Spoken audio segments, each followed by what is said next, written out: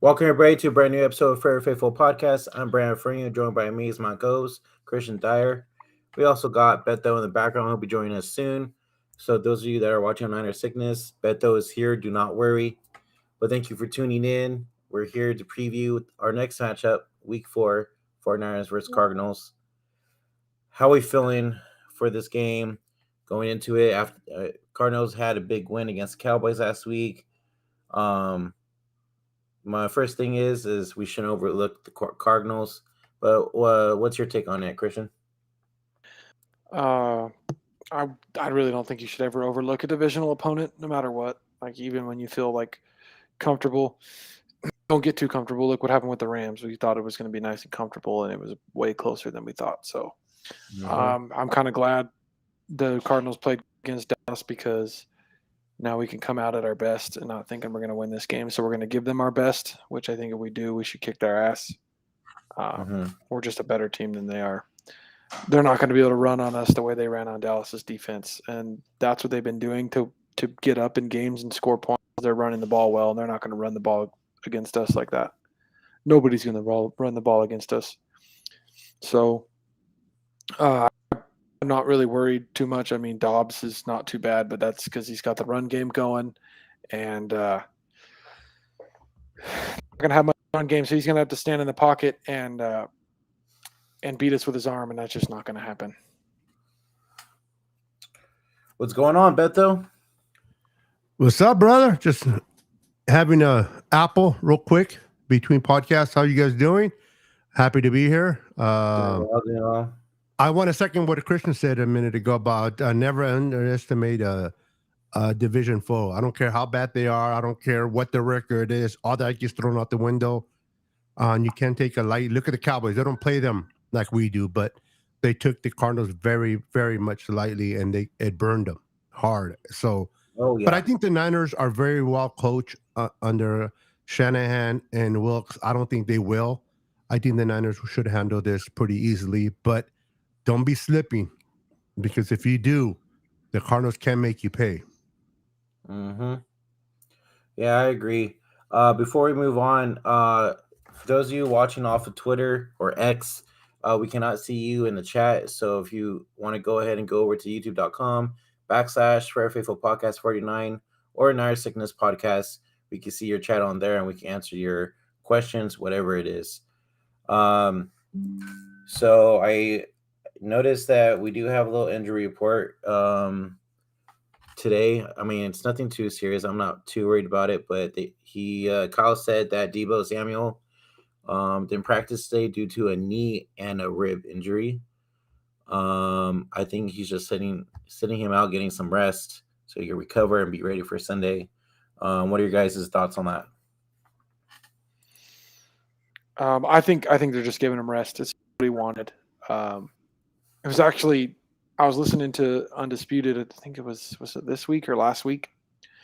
Michael Irvin was talking about how when Debo was having his contract issues, part of the thing was he wanted some rest during the week, like some extra time, just rest, like and not have to go full bore and hard in practice, because he is so physical and gets so beat up. He wants to be able to take it easy. Wanted to be able to take it easy in practice. So they're probably giving him what he wants. Like, yeah, he's a little banged up and injured, but he'll probably still play. He'll be good to go. But he's getting that extra time that he wants. He's wanted, so he can heal up a little bit. I'm assuming that's what it is. So apparently that was a big thing when he was trying to get paid. He wanted more time to be able to have take it easier in practice. He's a little banged up, so I think that has something to do with it, because he's such a physical guy. He's going to get banged up all year. Like, he's never going to be 100% healthy. He's just physical a player. Yeah. Listen, everyone, listen. Calm the shit down. Debo will be fine. We don't have to worry about Debo. No, we don't. I'm with you, Christian. Listen, they're just being precautionary with Debo. Debo will play, and I know Brandon and you will definitely be playing. So we're good, and we're playing against the Cardinals defense. Listen, I know they beat the Cowboys, and but that defense is not good at all. The Niners, the way they played mismatch offensively, I'm telling you, the Cardinals are not going to know what hit them. I think this is probably the hardest team they're going to play so far that they have played this season, and they're going to get punched in the face this Sunday by Kyle Shanahan and all the misdirection that he's going to be doing, and Debo is going to be a big part of that. So I'm not concerned about Debo. We can, even if Debo didn't play, and I don't think that's the case. Mhm. I wouldn't even be I wouldn't be worried. I'm like, oh my God, Debo's not playing. I wouldn't. I think we have enough. I love the way that Ronnie Bell has answered the bell. No fun intended. But they Yeah. answer the bell, and I think he's playing great. And I think when these players don't play, I think he gets more opportunity to showcase what he can do. So I'm excited either way. Okay, based on the injuries we've had at receiver so far, not that they're anything serious, would it make sense to make a trade for a certain receiver who might be available? And Davante even if it Adams. is a rental, it can get us a Super Bowl. It's worth getting a Super Bowl. I'd give up a first-round pick right now to get him. Well, What do you Davante guys Adams think? You wants guys out of Vegas. He wants out of That's what I'm Vegas. saying. and Do you if guys think there's a chance? You guys think there's a chance? See with the trade, they're putting us as the Well, top team that would go get so him. I agree with Beto. I mean, Devontae Adams would be nice. What, Brennan? And I said, can you hear me? Yeah, you just kind of Yeah, we paused can there we for a just cut second. out, but you're back. Oh, okay. No, I say Okay. I agree with Beto. Devontae Adams kind of sounds nice. And Devontae will be out there not getting freaking plastered from opponents because of Jimmy. So I think it'd be quite interesting if we were able to make that trade the same way we got Sanders for a short time, right? He didn't. It helped his team get over the hump and get to the Super Bowl. With a guy like that to go with the other receivers we have, you think about it. It really it completely makes you to be able to put Debo in the spot where he should be. Can you imagine So that, bro? Devontae think on the about that though. Devontae and Ayuk on the outside and Debo on the inside. yeah, dude, that'd be crazy. And then you can do with what you want, what you will with Devontae at times because he's amazing out of the slot too. But just the thing putting those two on the outside and him in the slot, much rather. I would love that, even if it's for a year. I would absolutely love that, especially with just some of the if we're worried about injuries at receiver. I don't even care if it's for a year. I'd rather give up a first round pick for a rental, and if it wins the Super Bowl, so. And that's how you have to look at it, Christian. You can't look at it. I mean to interrupt you, but you can't look at it as people should not look at it as, oh my God, you're going to give a number one and then just for 1 year. Look at what Davante Adams can bring to this offense. It can elevate you from where you're at to possibly going to the Super Bowl and winning it against a team like Kansas City. So the more weapons you have at your disposal, or Brock Purdy does, gives us better chance to win. And if we get that ring and he moves on, and there's no certainty he'll move on, depends on the relationship he has during the rest of the year here with the Niners locker room. And a lot of people love each other there. So I wouldn't be surprised that he stays, but now maybe we can afford him. Maybe we'd let go of Debo. Money's the thing. But Areno's good. We have the money this year, right?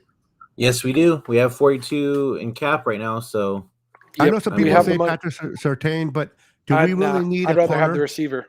No, I'm okay with the corners we got. I'd rather go. Especially with the pass rush we have. That's going to be my next question. If we're putting up 35, 40 points a game, although Patrick Surtain could stay here longer than Devontae would, but I see your point. I'm with you. Devontae gives us a better chance. He makes more of an impact. Oh, no argument with me. Absolutely. You think about this.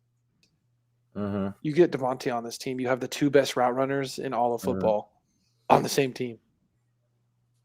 Imagine you got the two good gadget guys in CMC and Debo. Oh my goodness! But exactly. But think about too how much better Ayuk's route running could even get by being a teammate of the best route runner in football. Like Ayuk's route running is insane, but then he can learn a couple of tricks from Devontae Adams. Damn, that'd be wouldn't sweet. that be worth the 1 year rental, guys? That would be crazy. I don't think it's going to happen. I'm all for the 1 year rental. I don't care about the picks if it wins the Super Bowl. I really don't. But I'm with you. I don't think it'll happen. I don't think it happens. Have to lose at least another 5 games.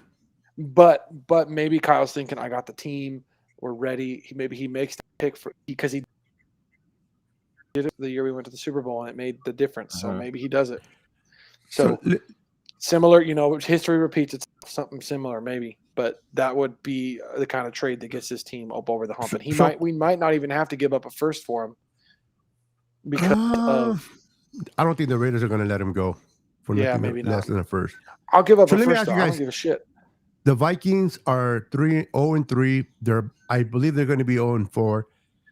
They may be tanking. They got Carolina next week, dude. True, but Kirk Cousins, I'm hearing trade. What do you guys think about Hunter coming to the Niners as a pass rusher? If he bring instant pass rush and help, he will, especially without defensive line that we have. I want to see. We need to see if Drake Jackson can get going again. He got the 3 sacks. Been quiet since. Yeah. I wouldn't count the Rams game though because the Rams game they got the ball out so fast, and then the Giants game. I mean, we were so worried about Daniel Jones. I think we were worried about him running that we got less sacks and less pressure just because we were worried about. They wanted him more to contain him inside than he never than used his legs. Else. So I want to see because I feel like, once the real idea of I think which we will against, I would think we get a good idea of the pass rush against the Cowboys and a good idea of the pass rush against the Cardinals here. We'll be able to see if we even really need another guy for the D-line. Because as of now, I still don't think we do. But in the next couple of weeks, we'll see if we do. And come trade line, maybe that's what we trade for. I feel like there's one of these positions we're going to make a big trade for, whether it's pass rush, whether it's they didn't clear all that money for nothing, brother. They cleared it for an emergency. Yeah, dude, I'm telling you, Devontae Adams would come here in a heartbeat because look, dude, Hopkins wanted to come. He reached out to the Niners and was pissed we didn't get back to him. So I guarantee Adams would be fully on board to come. And Adams isn't the kind of guy. I don't think he's going to be mad if you don't for you to force him the ball. That's the only thing is we don't want receivers that are like, give me the ball. I'm not getting the ball, and then you force it to him, and then you have like a Brown situation with Baker and Odell. Yeah. Well, did you guys hear Javon Hargrave sounds of the game basically from last week? He's like, I didn't. He is, but he's like, I didn't. Go ahead. You're cutting out, Brandon. What'd you say? Oh no, I was just saying that he basically said that I didn't realize how quick I would be comfortable in this locker room and stuff like that.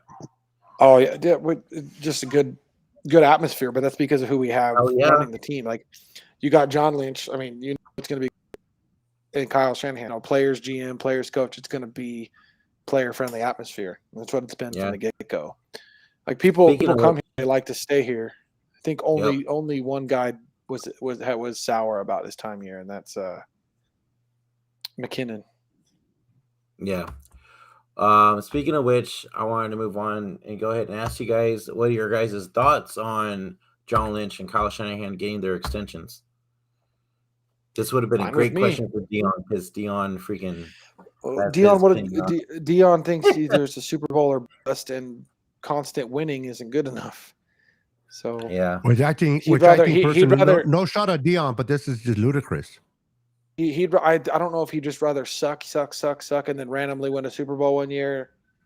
Yeah, because that's what we're supposed to do. We're just supposed to be like, oh, magic year, we won, and then we're. I won a Super Bowl, but I'd rather be irrelevant every year and be competitive. Dude, honestly, I'm actually happy about it because Kyle and John built this team. And guys, so freaking good. Look at what they've done since they got here. Think about this: when you're a team, you don't want constant turnover. Even if you don't get a Super Bowl, you don't ever want constant turnover. It's miserable. How much turnover them to keep building every year, and that's what they've been doing. How much turnover have we had? It's hard to get over the hump. It's hard to get that, but at least we actually are competitive every year, and we don't have constant turnover with the GMs and the coaches. You know what I mean? The Steelers have 6 Super Bowls as a franchise. They've had 3 coaches in the last 30 years or some shit like that. 20 years, whatever it is. Yeah, they're in a place all by themselves. But it's nice. It's nice, but they're always competitive because why? Because they're consistent at the coaching position, and That's what we have. We have consistency, and we have, we can trust our GM and trust our coach. Yeah, they make mistakes. Nobody's perfect, but they're constantly competitive, and we're constantly drafting guys in the late rounds. And because we're hitting so good in the late rounds, we're able to keep the guys that we have to pay, and then have guys playing cheap that are like, dude, look how cheap Hufunga's playing right now, and he's a freaking all-pro in his second year. He's a 5th-round pick. Not to bring up Trey Lance and talk, but who's able to go up, give up 3 number ones to go up and get them, and still be competitive and back to back in the championship, and still have the opportunity to win it all this year without that quarterback. That just shows you what Kyle and Shanahan and John can do. In 2017, do you guys forget who we had? Chip Kelly, Jim Tensula. And credit to Jim Tensula, he won a championship with the Fire. But hey, I tried to forget that year. Yeah, it was miserable. And you know what? As much as a lot of people like Harbaugh, and Harbaugh was okay, Harbaugh can't even wear the shoes that Kyle is wearing right now, in my opinion. He's a way better coach.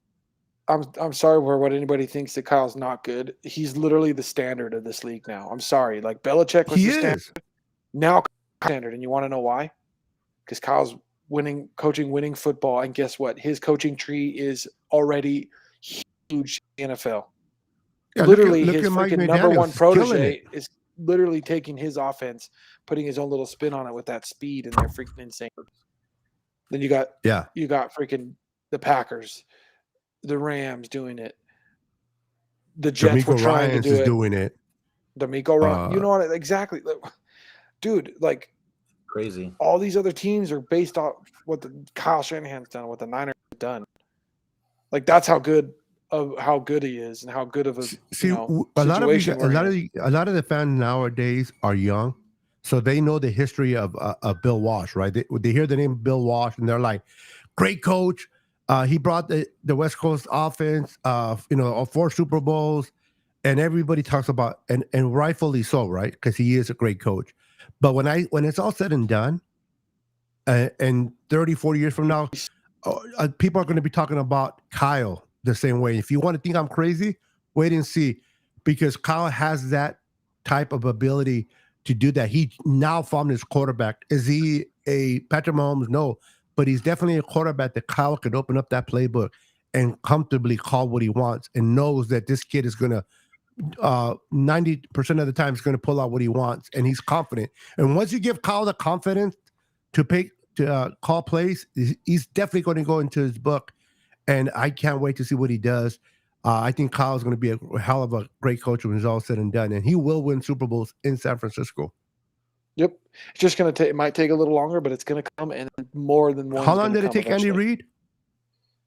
I know he went to a second team because the Eagles didn't want to wait up, give him the time anymore. But maybe the Eagles got 1 Super Bowl, but Andy Reid got 2 with Kansas City. So you just got to find your quarterback, and he found his. Andy Reid took over a bad Chiefs team too. Yep, and built it. He drafted all those guys. He built it. Yeah, Kyle built it from the ground up. The Super Bowl's going to come, dude. Like Brock's been great. Brock's only going to get better. Like that's the thing is, like Brock doesn't have the super high ceiling. We just got to stay healthy and get lucky. That's it. Yeah. We need a lot of luck. Let me tell you this. Luck really too is just the health. That's what is getting through every game without injury. Let me tell you what we need to do is score 40 in the first half and sit starters the second half until the playoffs come. But I mean, we're gonna have tests this season. Sorry, Brandon. We're gonna have some tests this season. I think Dallas is still gonna be a tough game because they're defensively. I think they're gonna play well. I'm not really scared whatsoever of Dallas's offense. No. I think it'll still be a close game. I think the Eagles will be interesting. How well we can stop their offense. I think Dallas loses this week and gets New England. I mean, there's a good chance. I think Belichick will outcoach Mike McCarthy. Oh, this weekend, yeah. Yeah, that'd be something. Bro, for sure. Let me get you. The Cowboys are frauds, bro. Okay, the hold on. We haven't won a Super Bowl yet, but he's already like Bill Walsh. Bill Walsh is still a part of the league today. Look at Andy Reid. Shit, look at Kyle Shanahan. Kyle Shanahan took the West Coast offense and made it his own. That's Bill Walsh. But look at Kyle. Kyle's making his own version of it, and then guys are taking Kyle's version and making their own version of it. That's already Bill Walsh right there. He hasn't won 3 Super Bowls like Bill Walsh did, but his staple in the NFL and what he's done as for an offense in NFL football is going to be here forever. So I don't care that he hasn't won a Super Bowl. Bro, is he gets to be hit on Joe Montana, bro. Yeah. He gets to be a part of. If he wouldn't hit on Joe Montana, he wouldn't have the success that early. The offenses that they have created, it all stands from Bill Walsh. But the offense Kyle's created is just like Walsh. Walsh's offense is still being used to this day. Yeah. Bill Walsh, there's no Mahomes because the West Coast offense is tailored to fit any quarterback that fits into it. You can take Bill Walsh is in a lot of this offensive. What do you think Lamar? What do you think Lamar? His MVP season. What do you think they were running for Lamar? The West Coast offense. What does the West Coast offense do? They're not running it this year, and guess what happened? He's not as good. Exactly. It adapts. It adapts to the quarterback that's in that system. That's what the West Coast offense was made. The West Coast offense was made when Montana was the quarterback. It was made to fit. You have a running back who can do everything, right? They hit on 2 corners. He's Roger Craig. Christian McCaffrey's Roger Craig. Yep. He was the guy in the original West Coast offense. You know what I mean? Yep. And remember, there was more draft picks back in the day too. There were more opportunities to get more players back then. And they hit on 2 corners and a safety, Ronnie Lott. So it's like, I hate comparisons because it's not fair. But I love the way the trajectory of Kyle Shanahan is, the way he's came in 2017, gutted out the offense, gutted out the defense, kept just 2-3 players from the old regime, and then started to build. And then in 2 years, after 2 years, he got the team to the Super Bowl. Did we win it? No. But tell me another team that started with a bad team and had to restructure the whole thing there and been to a Super Bowl within 2 years later. Sean McVay earned a team. He was like, what's his name? George Seifert. Gruden? No. Well, Gruden too, but George Seifert, he took over a machine already that was built by Bill Walsh. And Sean McVay took over. Seifert's second Super Bowl was his own thing because it was so many years later. Oh no, the second one, yes, but Sean McVay's only won 1. That's why I'm saying that one, because he's only won 1. He hasn't won 2. He's been to 2, but he's only won 1, and so Seifert won 2, but he won that. My point is that Jeff Fisher was a bad coach that had a great team, kind of like Harbaugh. Harbaugh took over a good team, and he went to the Super Bowl. But I can see the Harbaugh route because he took a very good team that was mismanaged. But Shanahan gutted it out and built it with his own 2 hands and got to the Super Bowl in 2 years. What more do people want? He literally took a guy, wheeled a guy to the Super Bowl. Like Jimmy is terrible, and he got a guy like that to play. How's Jimmy doing right now without Kyle? This close like to winning shit, a Super he leads Bowl the league in interceptions. Guys, we were this close to winning a Super Bowl with Jimmy fucking Garoppolo. That's how good Kyle is. Kyle, I don't like some of the decisions Kyle made in the Super Bowl, but still, we got there. He's not perfect. He was a rookie, bro, going into the Super Bowl, his first Super Bowl as a head coach. You're going to make mistakes. You learn from them, though. But is Kyle smart enough to make adjustments and learn? And it takes more experience. I guarantee we make it to the Super Bowl this year. To some of those mistakes that he made in 19, he'll make less in 2023. We're going to put up more than 20 points. We won't have to worry about it. You learn through adversity. You go through when you go through the valley, you learn, you digest what went wrong, and you figure it out. And Kyle's smart enough to do so. And right now he's riding high because he really since Kyle's been a head coach, he hasn't had a quarterback like Brock Purdy where he can feel comfortable with. Nope, he hasn't at all. There was always limitations. He wants to call this, but he'll call this for Jimmy. He can actually call whatever he wants, and he feels that Brock Purdy would do it. And I understand he doesn't have the great arm. He doesn't. But when you have the weapons around Brock Purdy in this particular system, you don't have to rely on that so-called deep arm and strength. As long as he gets it to his playmaker, which he can do the layups. I know which is everybody. really I know hard. everybody hates. I know everybody hates comparisons, but it's the same thing when Brady was first in his career and came and won Super Bowls with the Patriots. The Patriots weren't putting up a bunch of points, but Brady was doing just enough defense that carried him. Yeah, And then Brady could do it. Brady did enough when he was needed to win. Look at the and Super as he Bowl started wins. to pick it up, he started to get better.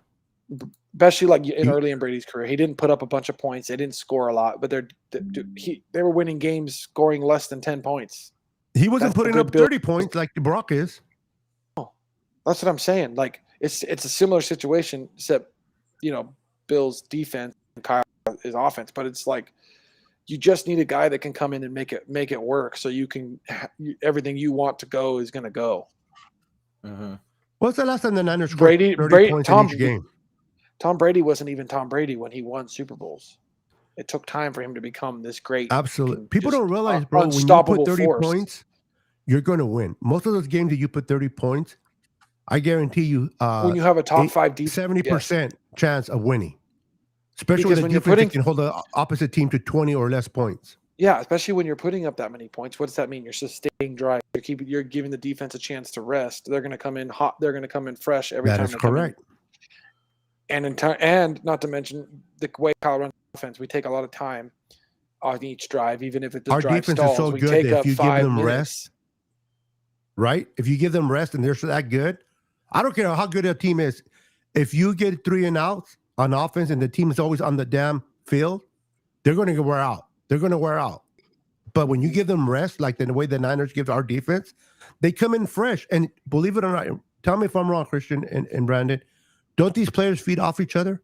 When the defense sees the offense do move the ball and fight and get a touchdown, it fires up the defense.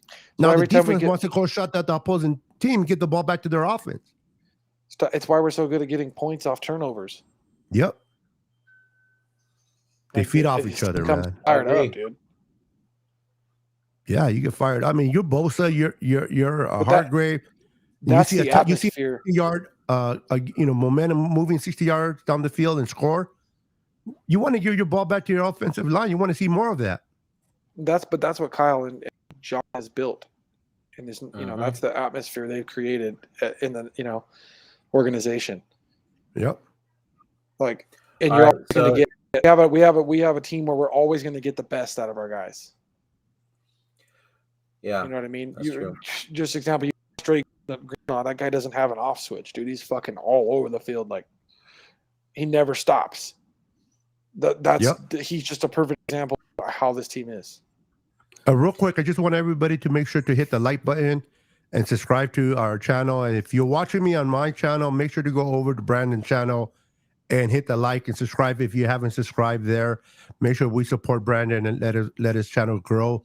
So, you can keep watching on my channel, but just open, if you're watching, especially if you're watching on a computer, open an extra tab. It takes a few seconds. Go into his channel, or you can hit in the link below. I'm pretty sure the links are there. And you can go ahead and go to the channel and just hit the subscribe. Yeah, and also, too, I just want to shout out to the faithful real quick. We finally reached 1,000 followers on Twitter. So that's pretty big for us. After 2 years of having it. So thank you for following us and keeping with us to give you guys the best 49ers content as much as possible. Let's give them an applause, bro. Right on, chat. That's the way to support your boy. And make sure, if you guys haven't yet, like Beto said, subscribe to the channel. We're trying to grow on YouTube as well as Instagram and all our other social medias. We love doing this for you guys and for ourselves as well because we just enjoy football. So, and if you're working out and you can't watch a pod, you can listen. Where can they find you on the podcast, bro? They can just hear you. If you want just the audio portion, we are on Apple Podcasts, Spotify, iHeartRadio, SoundCloud. What else? I think it's Odyssey. Any audio podcast apps, we're there. So just make sure you hit that follow button and you guys can listen to us while you're in the car on your way to work or on your way home from work, and get your latest 49ers news. And before we move on to our next segment, let's bring the show over to Zach real quick for our Faithful Podcast and 49ers Hive are partnered up with MyBookie again, and we will have Zach continue on to tell you what it's all about. Give me a second. Here we are. I take a second to thank today's sponsor, MyBookie. As a bettor, you demand perfection, and MyBookie delivers. NFL, college football, and a brand new cash out system gives you options to bet and win all season long. The first 2 legs of your parlay hit, cash out early and use the funds on another bet. Or you could let it ride for the chance of a bigger payday. Join the MyBookie family for a season filled with odds boosts, free bets, and super contests. To get started, all you got to do is super simple. Go to mybookie.ag right now and register for an account for free. That's right, it's free.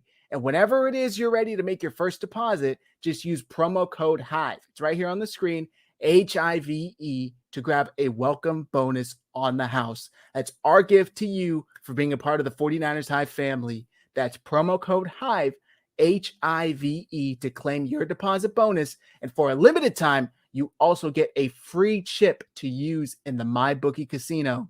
You can bet anything, anytime, anywhere with MyBookie. Now let's get back to the show. Thank you, Zach. I really appreciate it. Like Zach said, mybookie.ag, promo code HIVE, and you guys could get your free coin and gamble away on your sports teams. All right, let's get back And to if the you win, segment. ladies, you can go out on a date with Brandon. No, mom. Yeah, let's go. All right, guys. We're going to continue on to this game. Let's go ahead and start off with this. Who's your guys' X factor going to this game? And also, who is the one player you're watching out for that's on the Cardinals? Beto, go ahead and start first. Wow, who's on the Cardinals? That's crazy. Should have started with me. Yeah, go ahead, Chris. Take over. I Go got no ahead. clue Okay. who's on the Cardinals. I'm gonna say James Conner's the guy to look out for. He's their best player. He's the one ran for like 230 yards against Dallas or whatever. I'm exaggerating, but he had a big game against Dallas. He's been their best player so far this year. He's gonna be the guy to look out for. For me, that's why my X factor is gonna be. Why am I having a blank? Fred Warner. We got to stop the run, right? He's going to fill the hole. He's going to fill the holes and stop the run. He freaking flies through that. He flies back there and freaking the run right on, so blows it up. So I think he's going to be the X factor in stopping the run because James Conner's a boy. He's like 230 pounds. That's all big. That's big for running back. So we got to stop their best player, and our best players on defense is going to be the one to do it. I like it. I think Hollywood Brown, something to kind of keep an eye on. I don't too worried about him, but I just don't know who they have over there. But I do know on our side, I think Drake Jackson is going to have a monster game against Arizona. I know that Joshua Dobbs likes to move around, but I think that pressure in the middle is going to be pretty outstanding. And I love the idea that Steve Wilkes implemented 5 defensive linemen in there against the Giants by adding Kinlaw into the lineup and not substituting anyone out. I love that. I want to see more of that. I think that'll be great to see going forward. You already said your X factor for the Niners, Christian?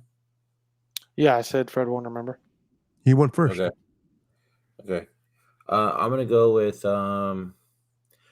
Nick Bosa. I think he continues to have a great start so far with his new contract. Continuing those sacks, I'm gonna say at least a sack in this game.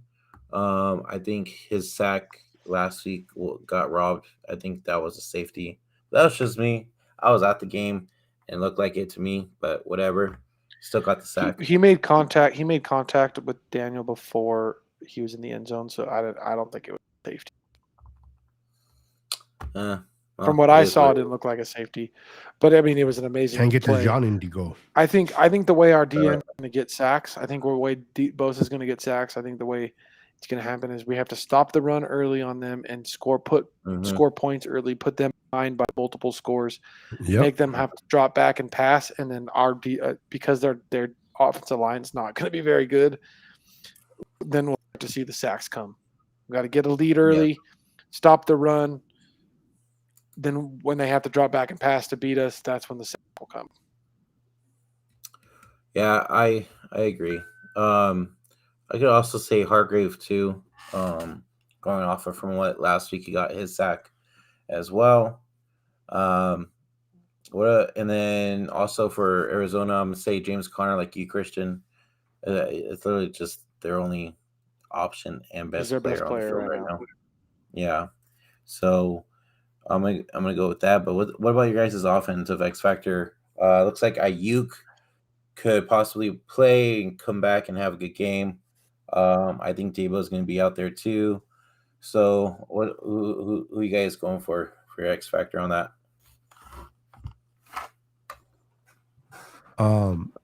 For our team, I think it's going to be Christian McCaffrey is going to have a 100-yard day, 100+ yard day against that atrocious defense. Eddie So I agrees with see you. him. I see him with. Oh yeah, Eddie, what's up? Yeah, he's gonna have a big game, and I see him, and I also see Kittle, but CMC's my guy. Nice, Christian. I'm trying to think because I didn't want to go with like the obvious one, but I'm going to go Ayuk. He missed a week. He's not happy about that. It being a contract year. Still wants to prove how great he is. I think he's going to have a big game. I think Purdy feels most comfortable throwing him the ball.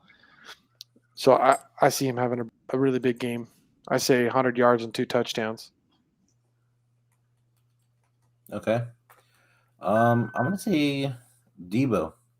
I think he continues to have his yak season and just destroy the Cardinals, man. I think he's gonna have like maybe 100, 113. If Ayuk doesn't have a game, I'm gonna say Debo. So that's me. I know everybody thinks we're going to kick their ass, but partly to He me, might not even play though. I think this might be a trap game. No, I think we It would have been more. It would have been more a trap game had Dallas end up winning. But yeah, I What's think up, the Niners Tony? going to use. I think the Niners going to use the tape on the Dallas presented and what not to do. And Yeah. I think I said so. that's another podcast. If the Niners would have lost to the Cardinals first, I think Dallas could have taken advantage of the tape, and I think we're taking advantage this time. And plus, we know the Cardinals. Now I understand it's a whole new coaching staff, but it's the same Cardinals. We know that we know their players. So I don't think this game is going to be a close. I think this is probably going to be the biggest blowout of the year. I mean, I wouldn't say I hope blowout. right. I think it. I kind of want it to be. I'm not sure because we have Dallas the week after, so I'm glad we're not looking past. Yeah. Probably not going to look past Arizona this week, but I don't want to like blow them out so much. We come in too cocky against Dallas either. I'm not, but I don't know.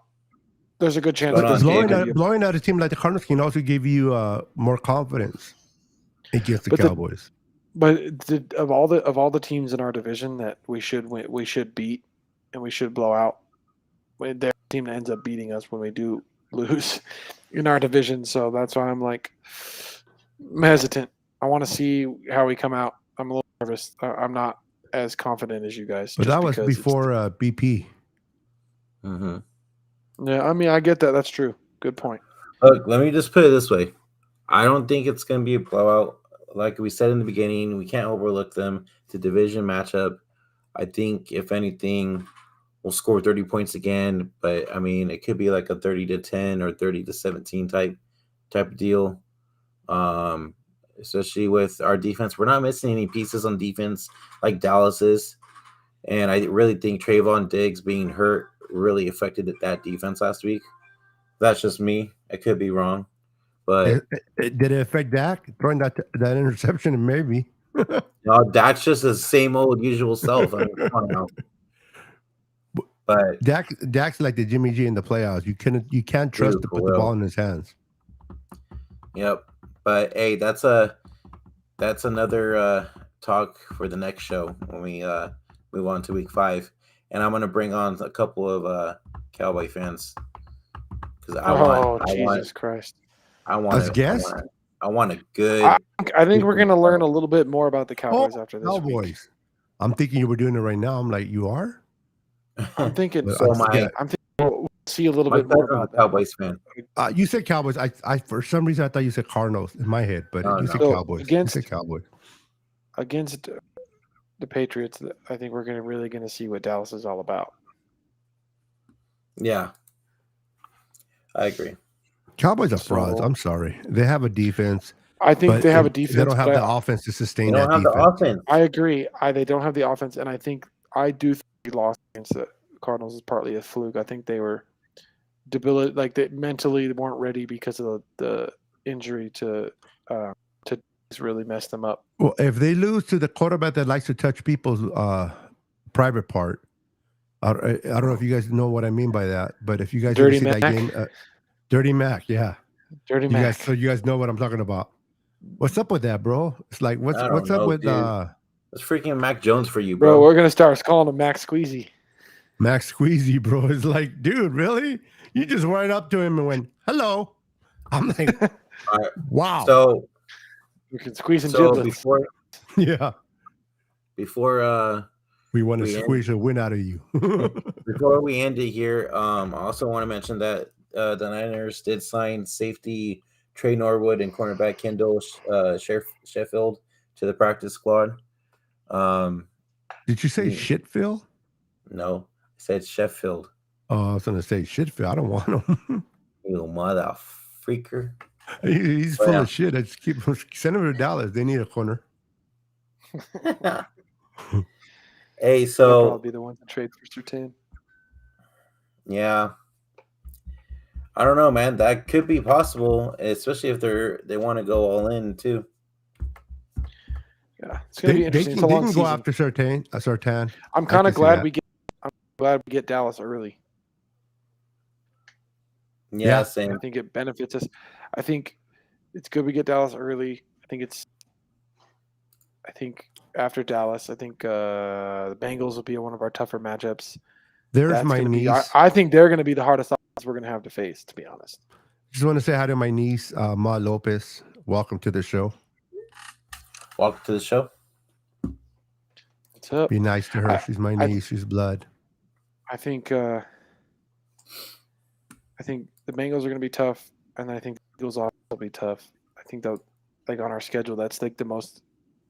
I think that's the hardest offenses we'll face. It's going to be hard to cover those receivers for the Bengals, and then I'm interested to see how we play against the run game against the Eagles later in the season. Yeah, one game at a time, bro. I feel like this. I know. I'm just saying. I feel like this season could either go up, or like this, but up and down. The problem is I feel like I need to see Brock face some adversity throughout the season. Yeah. Yeah. So we're definitely gonna have to see. I think there's not much more to talk about, but so we got your X Factors. Mm-hmm. Yeah, we don't do score predictions, so we forget about that.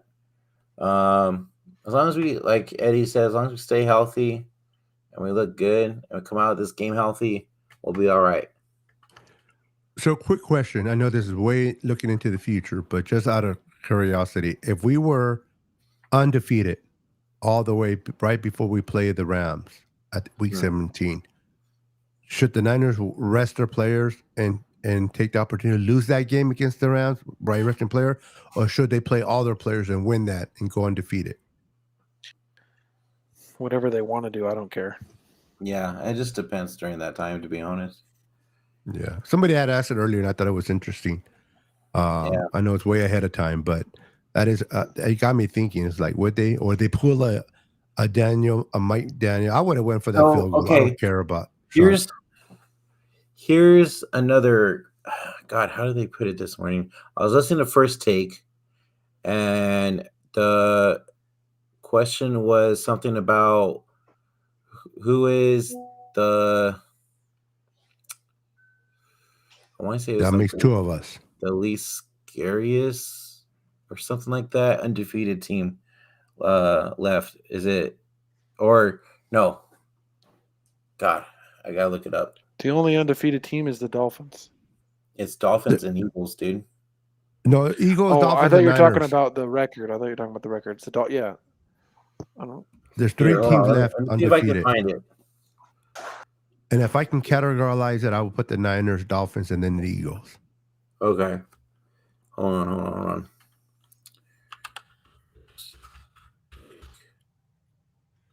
You guys go ahead and talk about above yourselves while I find this real quick. Yeah, so if this listen to me personally, our greatest enemy, the team that I'm afraid of the most this season is the Niners with injuries. That's this team that scares me. If we can get a team that like the Niners that has no injuries, I'm talking about major amount. You're missing 6, 7, 8 game type of injuries. Injuries happen in there. You missed a game, we'll be back. Stuff like that I can understand, but major injuries, if we avoid those, I don't see anybody beating us, honestly. And this is not me being cocky as a Niner fan. This is just based on the roster, coaching staff, and the way this team is built. I just don't see anyone, not even Patrick Mahomes in the Super Bowl. So it's just the injuries is what gets me most frightened. Always, but that's where the luck comes in. Exactly, because we get them at the key spots, bro. And it's like, like the quarterback, or like God forbid Christian McCaffrey. Guys, you don't. We were gonna win the Super Bowl. We were gonna win the Super Bowl last year, but then Purdy fucking got his elbow fucking ripped off. Yep. That's what was gonna happen. And that's no fault of no one other than just freaking Ron, whatever his name is, just made a standing play. He did not bite on the run. He knew it was a pass, and Hassan Reddick just went with his ears pinned back and just went after. There's no way. Even though we use a third tight end, we have used him in the past in that season, and he did fine. Just Hassan Reddick understood it was not. He did not buy on the run. He went for the pass, and he was right, and he went straight at him, and bad luck. Stroke, and it is what it is. And people are like, but your defense gave up so much. Of course, they gave up all those points. They were devastating. It's like taking your heart out of your throat. You don't. What are you going to play for? Like, what are you going to fight for? It's hard to play a defensive player. I will be devastated. I'll be like, what the hell am I going to put my body on the line for? For what? Because you want to win the championship to make it to the Super Bowl, to win the Super Bowl. Who are they going to start as quarterback? They thought of bringing what's his name? Rivers. Yeah, to learn our offense in 2 weeks. Yeah, bro. Yeah, so people can dismiss me while the Eagles put all those points. Those Eagles would not have the same amount of points if Brock didn't get hurt. Trust me that. Yep. And to Nisha's point about people saying Brock has to prove himself, it's because he's the last pick in the draft. If he was a first round pick playing like this, everybody'd be like, man, he's worth it. He's great. But is it just because he's a 7th round pick, or it's because we took Trey Lance as well as a number 1? No, it's because he's a 7th round pick. So you don't think if Trey was never here, it was just Jimmy? Nope. Okay. Nope. It's just because he's such a late round. He's a late pick, and nobody expected that to Which happen. I agree with you. It's so rare and such an anomaly. It's such an anomaly. They're like, oh, he's got to prove himself. How many quarterbacks haven't even thrown a pass as a 7th as Mr. Relevant? That's what I'm saying. Never. That's what I'm saying. Like, on top of I found it. Are you swimming? He literally is playing insane. I'm letting you know I found it. Many people in drafted where he's at have played as good as he has. and they still don't want to give him his props. Come on, They Christian. still Let's want do to it. tear him down. All right, hurry up. Let's go. Okay. Which Crazy. 3-0 team do you have the most doubt? The Eagles, The Dolphins, Eagles? or Niners? Say that again, the question? Which 3-0 team do you have the most doubt? The most doubt on? The Mhm. Eagles? Stephen A. said the Eagles. Jalen Hurd has not been playing as the same guy as last year. He's not He playing just bad, looked but he's not the same. playing good either. Mhm. They've had somewhat of an easy schedule to start. Their defense is playing well because their defense is still good. Like, it's decent. Their D line's decent. So they haven't had to get in the dogfight yet. Let's see them in a dogfight. Yeah. They haven't faced a defense like their own against. Fight either, so I can't say that, but we've Okay. also I been think dominating the Dallas game will be a little bit of a, not a dogfight, but it'll be kind of like a little scratch fight. Okay, so Don't do I'm that. You're gonna- making me yawn. So Beto, you said the Eagles as well? Yes, sir. Okay, so I'm gonna play the audio portion of this segment real quick. Just so you hear what they say. Marcus Spears said Oh, shoot. Marcus Sorry. Spears said It scared me. in the Niners. So I just want to get your thoughts on this real quick. So before we Oh, wrap it shit. up, I pooped in I'm my pants. I'm sorry. gonna go ahead and share the audio portion of this real quick, okay? Yeah. Oh, my God. Take me off camera, fool. Hurry. You could do it. You're too slow. Oh, shit. Wrong button. Hey, it's me. Okay, let me It's know. me, Mario. Let me know if you guys can hear this, okay? Oh man, I thought it was gonna go black, but that's okay. You gonna show me somebody's ass? Come on, Brian. And you. Okay. Okay, hold on. Ready? Here we go. Stephen A. Smith. Oh, there we are. What 3-0 team do you have the most doubt about? For me, it would be the Philadelphia Eagles. Right now, when I look at their offensive coordinator, Steichen is he's gone. He's the new head coach in Indy. Clearly, their running game is stout, but passing game wise, it's problematic. We haven't seen Jalen Hurts return to what we saw him as last season. We certainly haven't seen A.J. Brown and Devontae Adams exploited to the max, along with Dallas Goedert, I might add, and I think that's a bit problematic for them. So, I mean, right now the Eagles rank 9th in passing offense. They ranked 9th in passing offense last season. They ranked 23rd so far this year.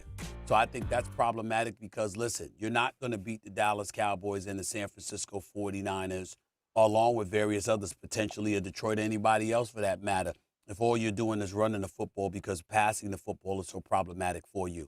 I don't think it's a big problem. I don't think it's a problem that they won't overcome. But if we're comparing the 3-0 teams with the most doubt, and you're comparing that to Miami, San Francisco, I would say that at the moment, the Philadelphia Eagles are the ones with the big question mark, but just compared to those two other teams. I would say Miami, Stevie. Number one, Philadelphia's got a winning culture, played in the Super Bowl last year. Number two, Shanahan, San Francisco. They've been a big-time team, so I have confidence that they will keep it together. Miami's got no tradition whatsoever, not a great tradition of winning. Nobody knows that much about McDaniels. Done a great job. The play calling is wonderful, but still, in the heat of the moment, how is he going to respond? You have to worry about Tua's health. I understand that he's played great, and he throws a beautiful ball, and they've scored 70 points, and boy, oh boy, they're fun to watch. But you have to wonder about his health. I don't worry so much about, obviously, Hurts' health. If, in fact, Purdy got hurt, you got Darnold there. That's a quarterback-friendly offense, and they have a horrendous home field. That is not a big home field advantage. Teams love going to Miami. Most of the fans there like the other teams anyway. San Francisco, good. Obviously, Philadelphia, excellent home field. I don't necessarily believe that Miami home field, outside of the heat, is that intimidating. So, I mean, listen, they're playing great, fun to watch, could be a super team, but Tua could go. You never know. I mean, we thought he was going to retire last year at this time, and they have never won. It's been a long time since they've been good. So I'll say Miami. Let me preface this by saying I think the 49ers are the best team in the NFC, but my doubt is when Brock Purdy has to do it outside of a level of comfort. This man, and I don't know if he ever will this season until it gets late. We see that with San Francisco a lot. they play so good and they get close, NFC Championship or even to the Super Bowl, and then at some point it becomes about the quarterback making plays. It doesn't become about Kyle Shanahan calling plays or them being in favorable situations.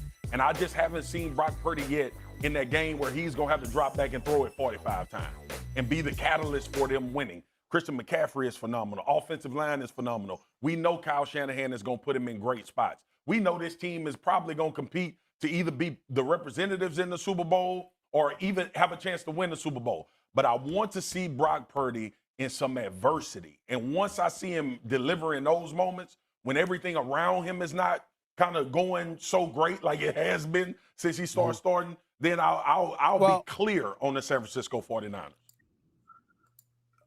All right. I mean, I actually agree with him. Yeah? I 100% agree. Like, we want to see Purdy in some adversity and make sure he can do it. But that's why go back to my point when we started the show. That's why you bring Devontae Adams, just in case that happens. That's your scapegoat. Because he could literally just throw the ball to Devontae every time. And Devontae's going to catch the ball. Yeah. Beto, what do you think? Huh? What do you think? No, I agree with him. I also agree. I think that Brock Purdy, you would hate to see that adversity hit in the Super Bowl. You really would, because that'll be devastating. Like what happened to Jimmy. Exactly. So I if it's gonna hit, I'd rather, I'll be honest with you. If that adversity hits against the Cowboys, I know I hate the Cowboys, but let's say the Cowboys kick their butt, and he hits that adversity, I wouldn't mind it happening in Week 5. Remember talking about the Eagles. Remember the Niners and the '94 season? They got their ass wiped by the Eagles, 40-8. And Steve Young, and the Niners did not lose a game after that, all the way to the Super Bowl. Now I'm not saying we're in the same team or whatever, but sometimes teams need to face that valley so they can put their backs against the wall and figure out who they are. Sometimes when you're winning, you start getting cocky. You start like, we're the best. Nobody can beat us. And you don't want to lose a game at the wrong time. The only thing I'll give Brock is when we're doing that, it makes him play with him. Is like insane amount of confidence. It gets a little bit of that big cock Brock attitude. So, which makes him play well. So it's kind of a fine line there. Like, you want to lose, but when playing good, he plays with a kind of just swagger, like what AJ Hawk said. That's the way he plays, whether we're winning or losing, man. True, but it's like what AJ Hawk said. Like, it reminded it when we made that 2-minute drive at halftime, right before halftime against the Rams. It reminded him of watching Brady do it. That's what I know people hate to use that as a reference, but he's looking more and more like Brady. I'm leading tackler at Green Bay for the Green Bay Packers. Knows his football. It's a big compliment if you ask me. Yeah. All right, guys. I think that's gonna do it for us. We're gonna close it out. But soon? We will be back for the post-game show and see who pulls out the victory on Sunday. Until next time, make sure you hit that like and subscribe button. Also, follow us on all social media platforms. And if you want to listen to the audio portion, Spotify, Apple Podcasts, Google Podcasts, iHeartRadio, whatever audio podcast you guys have, we're on there.